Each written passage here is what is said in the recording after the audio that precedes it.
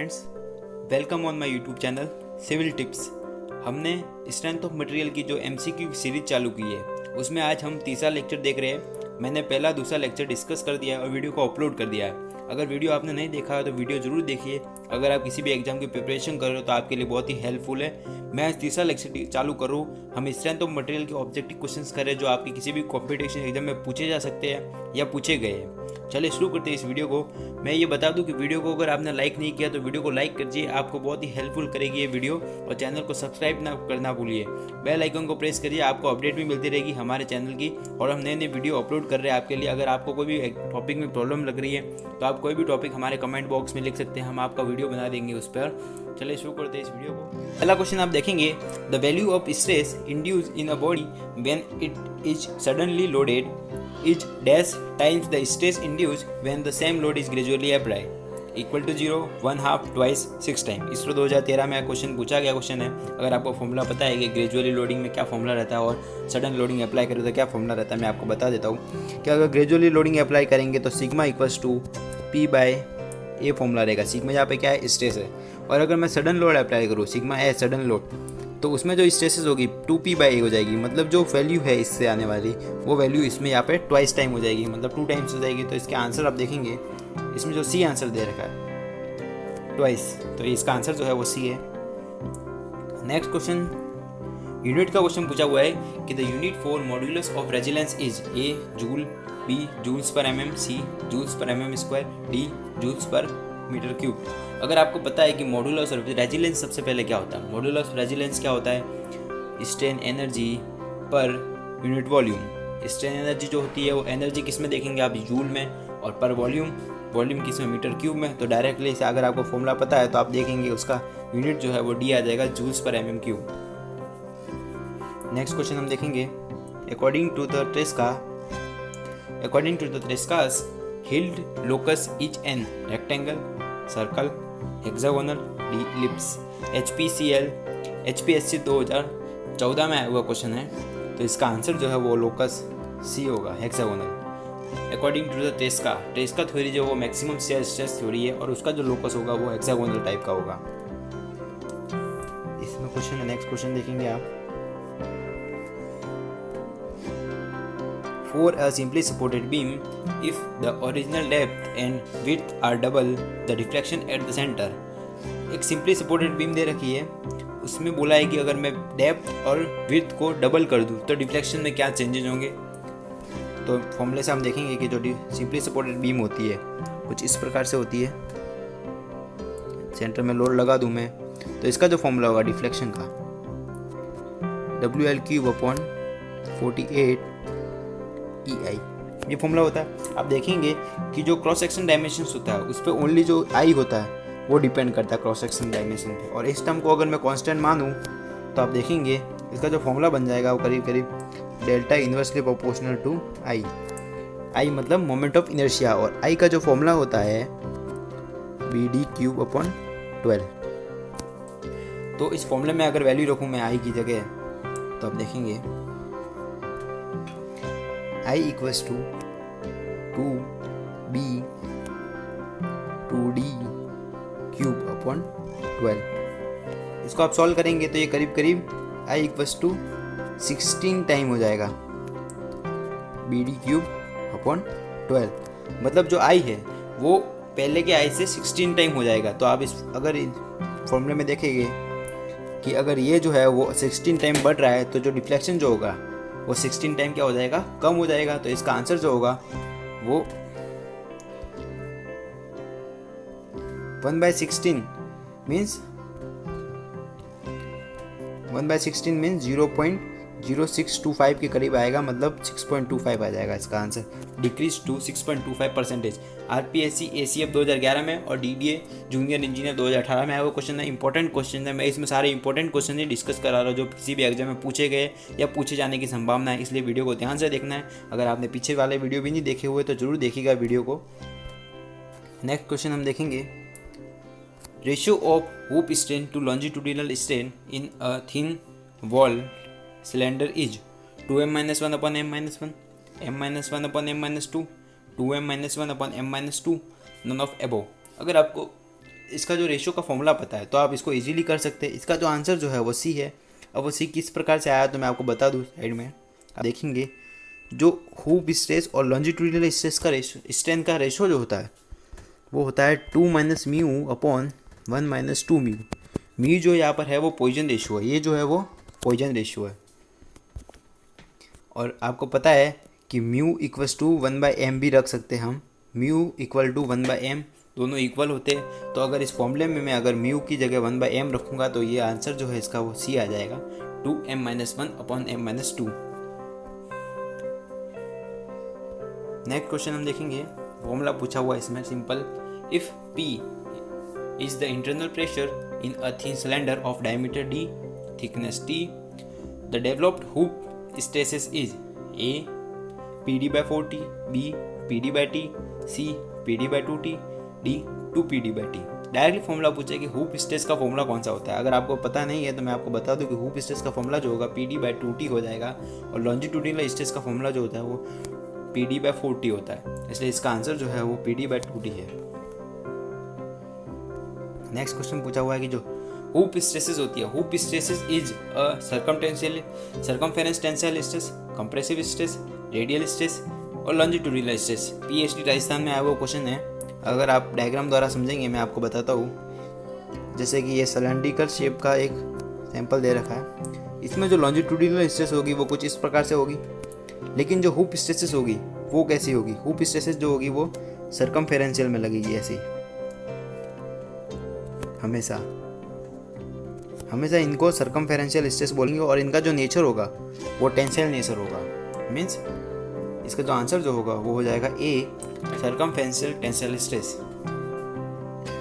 Next question देखेंगे, इसमें ratio पूछा हुआ है, in case of thin wall cylinders the ratio of hoop stress to longitudinal stress is B 2B 1/4 C 4D 1/2।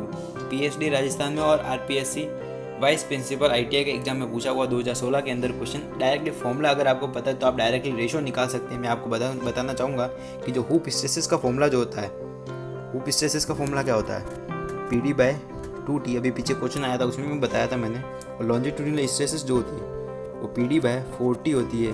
अगर हम इन दोनों का रेशियो निकालेंगे तो ये लगभग ट्वाइस हो जाएगा इसका। तो इसका आंसर जो हो जाएगा वो एक हो जाएगा, ट्वाइस हो जाएगा। Ratio of hoop stress to longitudinal stress is 2। Formula पूछा हुआ इसमें भी directly simple, the Rankine crippling load is given bye.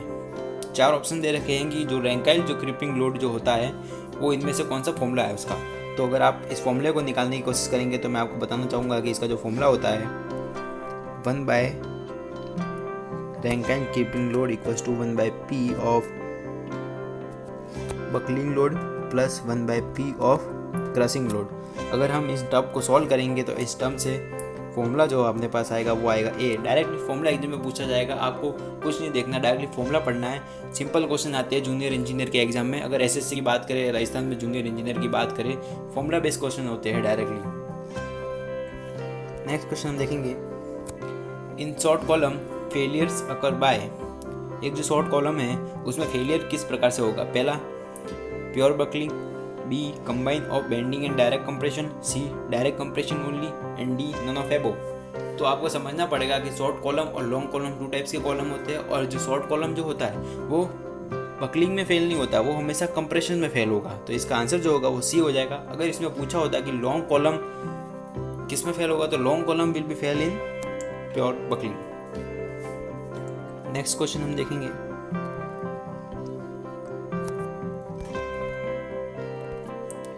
if the Ehlers load for a column is 1000 kN and crushing load is 1200 kN, then the Rankine load will approximately be। 4 option दे रखे हैं। कोल India 2017 में आया हुआ question है। मैंने अभी जो पीछे फॉर्मूला बताया था कॉलम का, वही फॉर्मूला इसमें भी यूज करना है कि 1/P of Rankine equals to 1/P of buckling plus 1/P of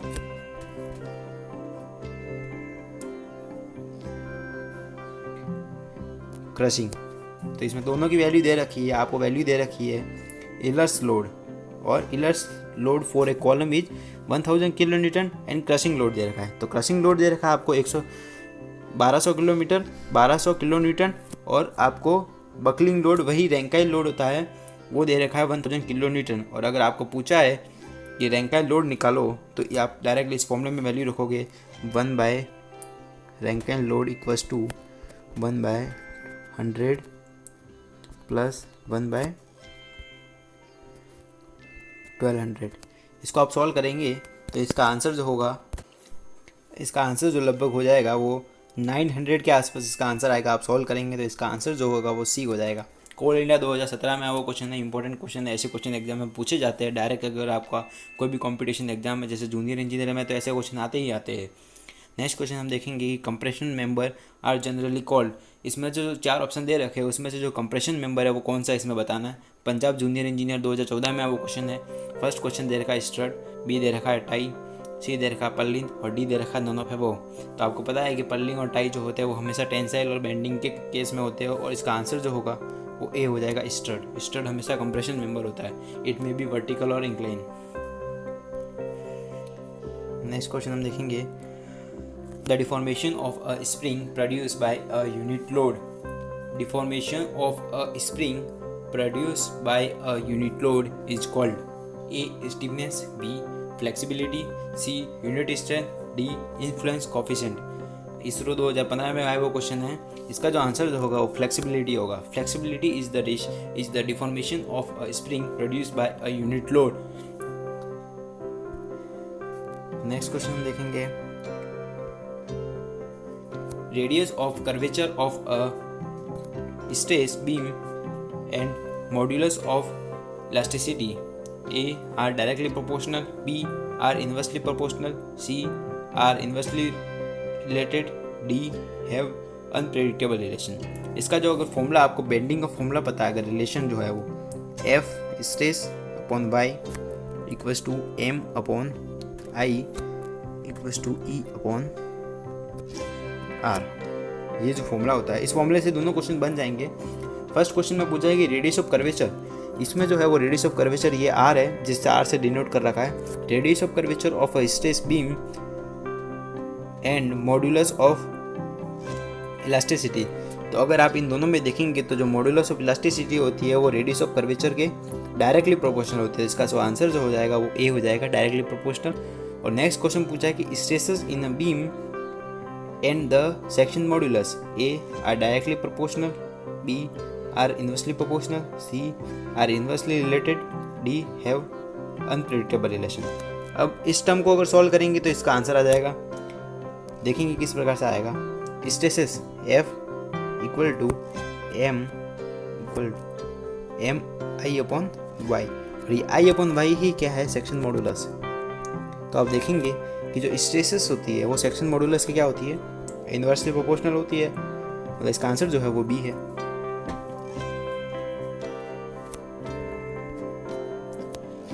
In a simply supported beam, if certain part is under pure bending, it means A, that part the zero bending moment, B, that part has constant bending moment, C, that part has maximum shear force, D, none of above। MPSC Madhya Pradesh service commission में 2012 में वो question है। बहुत ही simple question पूछा गया है कि जो सिंपली सपोर्टेड बीम है, अगर वो प्योर बेंडिंग की कंडीशन में है तो वो जो पार्ट होगा वो आप किस प्रकार रिप्रेजेंट कर सकते हैं। तो उस पार्ट को हम बोल सकते हैं कि that part has constant bending moment. अगर बेंडिंग मोमेंट कांस्टेंट होगा तो उसी टर्म को हम बोलेंगे कि वो प्योर शेयर के कंडीशन में है। नेक्स्ट क्वेश्चन हम देखेंगे बेंडिंग स्ट्रेस डिस्ट्रीब्यूशन डायग्राम पूछा हुआ है। Bending stress distribution diagram of a beam rectangle cross section subjected to transverse load. अगर किसी भी रेक्टेंगल बीम पे अगर ट्रांसवर्स लोड लग रहा है तो बेंडिंग स्ट्रेस डायग्राम उसका किस प्रकार से होगा। इसका आंसर जो आंसर होगा वो ए होगा कि अगर कोई रेक्टेंगल बीम दे रखी है तो उसका बेंडिंग स्ट्रेस डायग्राम हमेशा लीनियर होगा और हमेशा न्यूट्रल एक्सिस पे क्या हो जाएगा, 0 हो जाएगा। ये जो सी है वो अगर शेयर स्ट्रेस का डिस्ट्रीब्यूशन पूछा होता तो सी इसका आंसर होता कि शेयर स्ट्रेस का डिस्ट्रीब्यूशन हमेशा पैराबोलिक होता है और बेंडिंग स्ट्रेस का डिस्ट्रीब्यूशन हमेशा लीनियर होता है। तो इसका आंसर जो होगा वो ए हो जाएगा। नेक्स्ट क्वेश्चन हम देखेंगे the neutral axis of a section is an axis at which bending stress is अभी मैंने पीछे डिस्कस किया है कि जो न्यूट्रल एक्सिस होगा वहाँ पे बेंडिंग स्ट्रेस हमेशा क्या हो जाएगी, मिनिमम, जीरो, मैक्सिमम, इन्फिनिटी। इसका जो आंसर हो जाएगा बी, जीरो। हमेशा न्यूट्रल एक्सिस पे बेंडिंग स्ट्रेसेस जीरो होती है, क्योंकि लीनियर डायग्राम होता है। यहाँ पे मैक्सिमम होती है एक्सट्रीम फाइबर पे और हमेशा सेंट्रल पे क्या हो जाएगी, जीरो हो जाएगी। नेक्स्ट क्वेश्चन आरपीएससी एसीएफ में आए हुए दोनों क्वेश्चन है, बहुत ही इंपॉर्टेंट क्वेश्चन है, आप देखेंगे।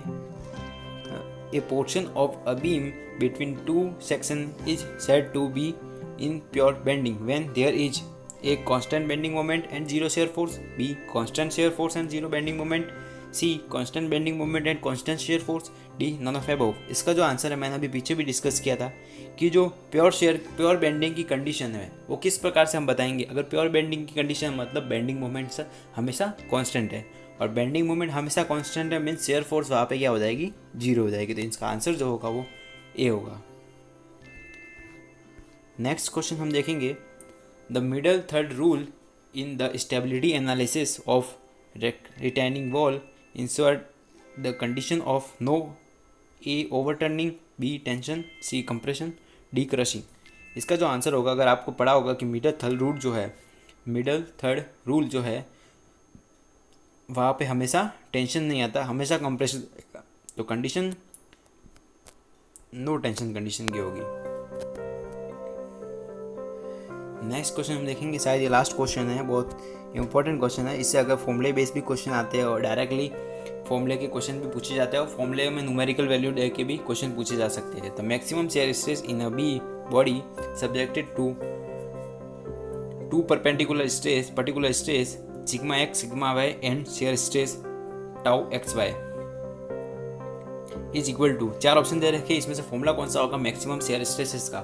मैक्सिमम शेयर स्ट्रेस को हम रेडियस ऑफ मोर सर्कल भी बोलते हैं। अगर आपको मोर सर्कल बनाना आता है तो आप उससे भी डायरेक्टली फॉर्मूला निकाल सकते हैं, नहीं तो डायरेक्ट फॉर्मूला याद कर सकते हैं। इसका जो फॉर्मूला होगा वो ए होगा, कि रूट ऑफ जो स्ट्रेसेस दे रखी है उसका डिफरेंस डिवाइड बाय 2 का square plus of tau x y, shear stresses x y square. ये जो होगा मैक्सिमम शेयर का कंडीशन होगा, ये जो होगा मैक्सिमम टाउ मैक्स का फॉर्मूला होगा। ठीक है, इसको हम रेडियस ऑफ मोर सर्कल भी बोलते हैं, आपको ध्यान रखना है। शायद क्वेश्चन आज के कंप्लीट हो गए हैं। मैंने आपके सामने क्वेश्चन डिस्कस किया है स्ट्रेंथ ऑफ मटेरियल के। हम आपके लिए अगली वीडियो और लेके आएंगे, उसमें भी हम स्ट्रेंथ ऑफ मटेरियल के क्वेश्चन डिस्कस करेंगे। आगे आपने हमारी पीछे वाली वीडियो नहीं देखी है तो पीछे वाली वीडियो जरूर देखिएगा, हमने उसमें भी बहुत सारे क्वेश्चंस डिस्कस किए। आपके लिए बहुत ही हेल्प करेंगे वो क्वेश्चंस, हम रोज़ डिस्कस कर रहे हैं और रोज़ वीडियो को अपलोड कर रहे हैं। इसलिए वीडियो को ध्यान से देखिएगा, वीडियो को लाइक कीजिएगा और चैनल को सब्सक्राइब करना नहीं भूलना है आपको। आपके फ्रेंड्स को भी शेयर कीजिएगा ताकि आपके फ्रेंड्स भी पढ़ सके, उसको भी हेल्प मिल सके। Thank you for watching.